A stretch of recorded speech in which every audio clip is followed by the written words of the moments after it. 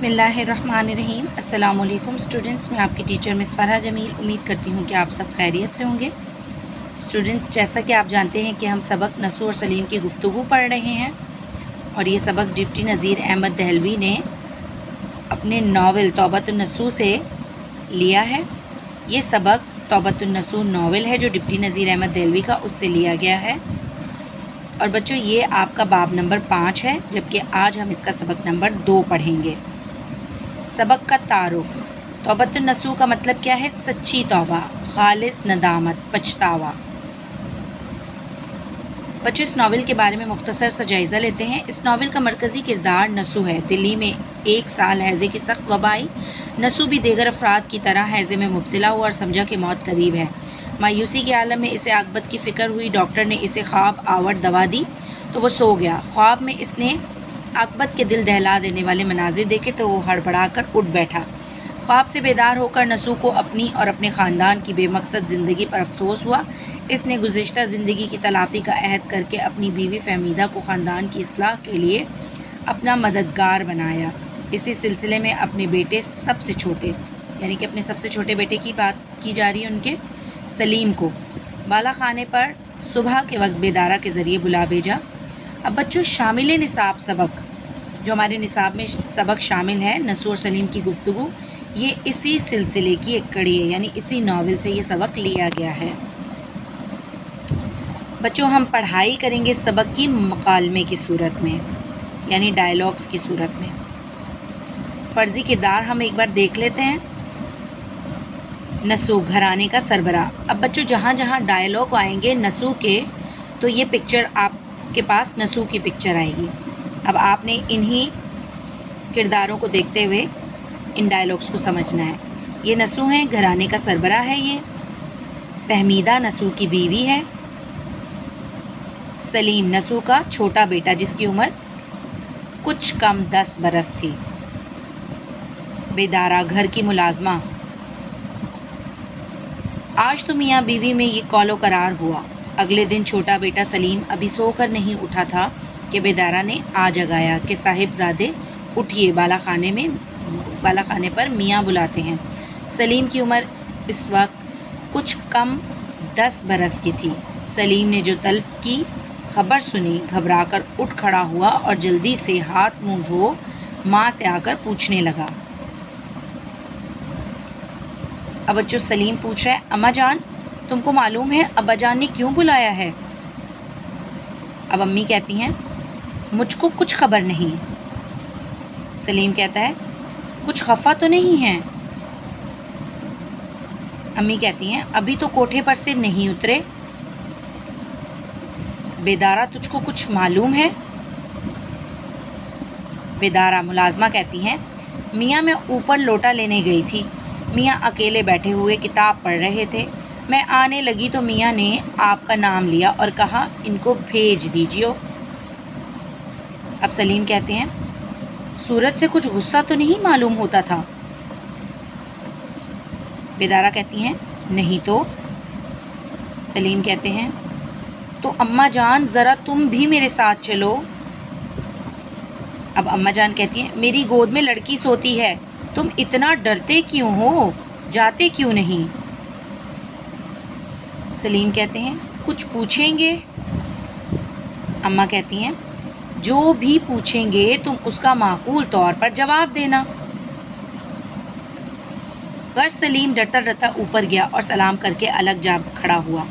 باپ نے پیار سے بلا کر پاس بٹھا لیا اور پوچھا۔ اب یہ نسو پوچھ رہے ہیں اپنے بیٹے سے، کیوں صاحب آج مدرسے نہیں گئے؟ سلیم کہتا ہے جی بس جاتا ہوں، ابھی کوئی گھنٹے بھر کی دیر اور ہے۔ نسو پوچھتے ہیں تم اپنے بھائی جان کے ساتھ مدرسے جاتے ہو یا الگ؟ سلیم کہتے ہیں کبھی کبھار بھائی جان کے ساتھ چلا جاتا ہوں، ورنہ اکیلا جاتا ہوں۔ کیوں؟ اگلے مہینے امتحان ہونے والا ہے، چھوٹے بھائی جان جو کہ بیٹا علیم ہے، نسو کا منجلا بیٹا ہے۔ اب سلیم کیا کہتے ہیں، اگلے مہینے امتحان ہونے والا ہے، چھوٹے بھائی جان اسی کے واسطے تیاری کر رہے ہیں. صبح سویرے اٹھ کر کسی ہم جماعت کے ہاں چلے جاتے ہیں, وہاں ان کو دیر ہو جاتی ہے تو پھر گھر بھی نہیں آتے. میں جاتا ہوں تو ان کو مدرسے میں پاتا ہوں.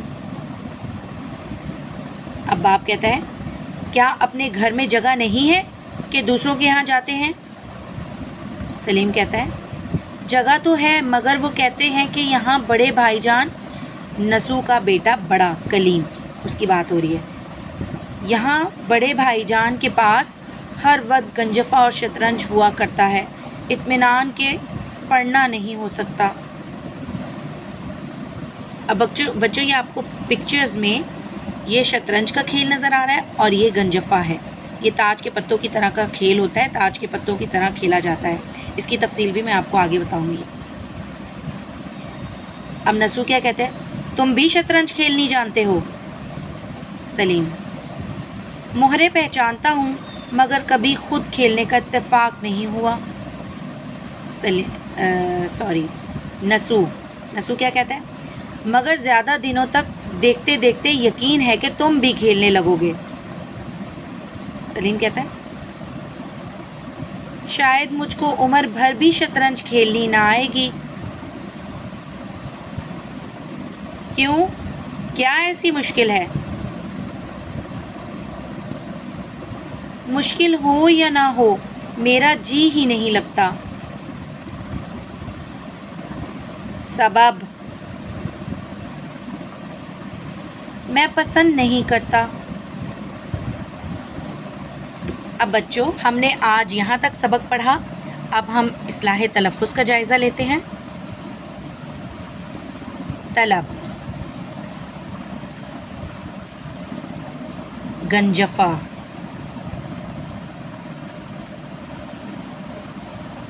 شطرنج, خبر. اخذ معنی کا جائزہ لیتے ہیں. طلب بلاوا, خواہش, خبر, آگاہی, واقفیت, کوٹھا, بالا خانہ, اوپر کا کمرہ. معقول, مناسب. قول و قرار یعنی وعدہ, عہد. شطرنج ایک کھیل جو 32 مہروں اور 64 خانوں سے کھیلا جاتا ہے. بچوں یہ شطرنج کھیل ہوتا ہے جس میں 64 خانے ہوتے ہیں اور 32 مہرے ہوتے ہیں. مہرہ کسے کہتے ہیں؟ نشانہ کہتے ہیں جو لگائے جاتے ہیں اس میں. گنجفہ, اب آپ کو میں بتاتی ہوں گنجفہ کسے کہتے ہیں. کھیل کا نام ہے جس میں 96 گول پتے ہوتے ہیں اور 3 کھلاڑی ہوتے ہیں. ایک کھیل جو تاش سے کھیلا جاتا ہے. تو بچوں اس میں 3 کھلاڑی ہوتے ہیں اور 96 گول پتے ہوتے ہیں اور یہ تاش کی طرح سے کھیلا جاتا ہے. اب بچوں سوالات جو ممکنہ آپ کے ایگزام میں آ سکتے ہیں ان کا جائزہ لیتے ہیں. ان کے جوابات آپ نے خود اپنی کاپی پر لکھنے ہیں. نسو کے چھوٹے بیٹے سلیم کی عمر کیا تھی؟ سلیم کے بڑے بھائی دوستوں کے ساتھ کون سے کھیل کھیلتے تھے؟ سلیم یہ کھیل کیوں نہیں کھیلتا تھا؟ سلیم کو آ کر کس نے جگایا؟ سلیم کے والد بالا خانے پر بیٹھے کیا کر رہے تھے؟ سلیم اپنے بڑے بھائی کے ساتھ مدرسے کیوں نہیں جاتا تھا؟ بچوں ان سوالات کے جوابات 1 یا 2 لائنوں کے یہ آپ نے اپنی کاپیز پر اتار دینے ہیں. اپنی کاپیز پر اتارنے ہیں ان سوالات کے جوابات اور انہیں یاد بھی کرنا ہے. اب بچوں ہم کچھ معروضی سوالات دیکھتے ہیں جو ممکنہ ان پیراگرافس میں سے آ سکتے ہیں. گھرانے کے سربراہ کا نام کیا تھا؟ نذیر احمد نسو یا کلیم؟ نسو. سلیم کی عمر کتنی تھی؟ 10 سال، 11 سال، کچھ کم 10 سال یا 12 سال؟ کچھ کم 10 سال، یعنی 10 سال سے کچھ کم تھی. نسو کی بیوی کا نام کیا تھا؟ فہمیدہ، زرینہ، ذکیہ، کوثر. فہمیدہ. بیدارہ اوپر کیا لینے گئی تھی؟ بالٹی، ڈول، ڈبہ، لوٹا. میاں بالا خانے پر بیٹھے کیا پڑھ رہے تھے؟ ناول، افسانہ، کہانی یا کتاب۔ ماں کی گود میں کون سو رہا تھا؟ بچی، بچہ، لڑکی، لڑکی۔ شطرنج کون کھیلتا تھا؟ کلیم، علیم، سلیم، کوئی بھی نہیں۔ کلیم۔ سلیم کس کھیل کے مہرے پہچانتا تھا؟ شطرنج کے، گنجفہ کے یا کسی کے نہیں؟ شطرنج کے۔ بچوں کل ہم انشاءاللہ سبق کا اگلا حصہ پڑھیں گے۔ اپنا بہت خیال رکھیے گا۔ اللہ حافظ۔